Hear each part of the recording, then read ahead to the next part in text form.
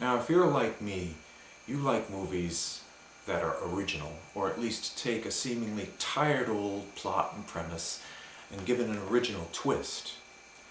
This is one movie that I just saw and liked. Shamo, starring Sean Yu, directed by Chang Pu-soi, who directed Dog Bite Dog, a very bloody Hong Kong movie, as is Shamo. Now, there's been a recent resurgence of no-holds-barred fighting tournament movies. Such movies include the ex-con type trying to find a way in his life, or her life in some cases. Yes, there are some of those where the woman is actually the bloody brawler.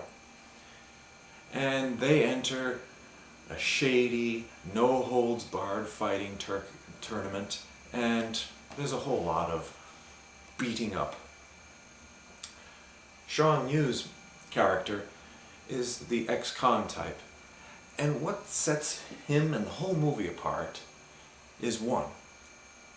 Sean Yu's character is genuinely despicable. I mean, he's fascinatingly rotten, and there's not even a pretense that he's looking for a sense of redemption or an epiphany or trying to make it into a better life. That sets this apart. It doesn't hurt that Sean Yu and all the other actors are actually good at acting. Also, the director and cinematographer are really good at setting intensity with every shot. I won't give up too much of the story, but it does have an ending with a very surprising twist. But again, I must reiterate, Sean Yu's character, the main fighter, is just so wretched. He's totally evil. And so I highly recommend it. I find it to be a much more higher in quality movie than a lot of movies that have been put out by Tap Out. No offense to the MMA fighters who have been tried to get into acting. Now, if you've enjoyed movies like X-Men Origins, Wolverine, Daredevil, or Spider-Man, you might enjoy this one, but I can't guarantee it. I was disappointed by it. City Under Siege, starring Aaron Kwok and Shu Qi. For those of you who don't know them, Shu Qi is something like the Angelina Jolie of Hong Kong cinema. Fantastically beautiful and a great actress. Aaron Kwok is also a great actor. His principal character is a man who suffers a similar accident to what Peter Parker did when he got bitten by the radioactive spider, or Matthew Murdock, who gets splashed by radioactive waste. He gains superpowers, and unfortunately, so do some of his cohorts, who are members of a gang.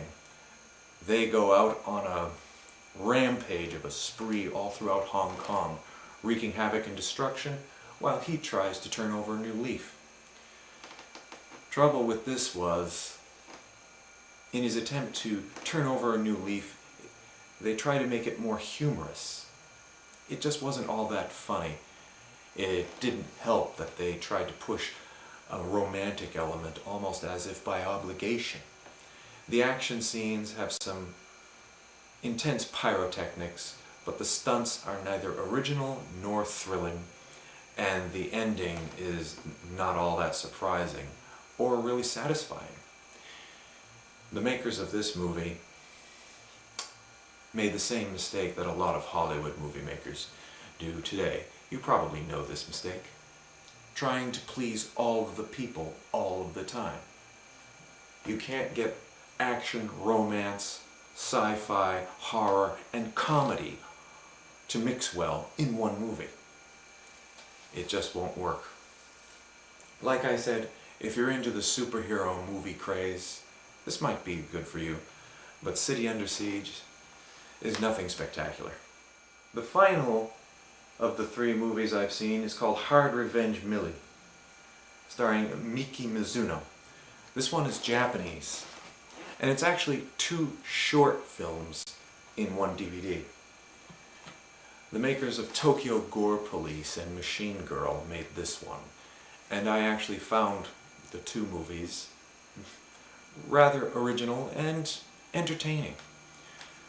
The old adage of less is more was applied very well, using only minimal special effects and maximizing the use of the sets and the surroundings to convey a mood. It's a very Mad Max type post-apocalyptic world that this takes place in. And Millie, the woman of the title, has been raped and left for dead by these same gangsters who killed her family. Someone, no one knows, has resurrected her as this badass killer cyborg. I won't give away too many details, but she doesn't know who did it for her, and she doesn't know why. But she's out for some hard revenge, but it won't be easy. The action sequences are actually well choreographed, and they have a minimalist quality that I've come to enjoy more so than the intense wire-fu stunts or those Matrix-style CGI fights that have been just overdone.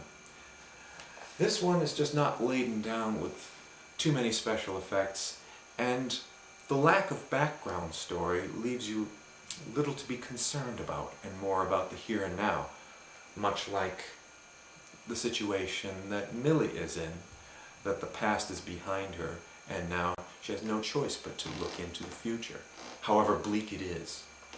Mind you, the violence is intense, intensely gory, but if you like that sort of thing, I would recommend it. It's gotten enough of a following. So, 2 out of 3 of the movies I've seen, I recommend. 2 thumbs up. City Under Siege, again, a disappointment.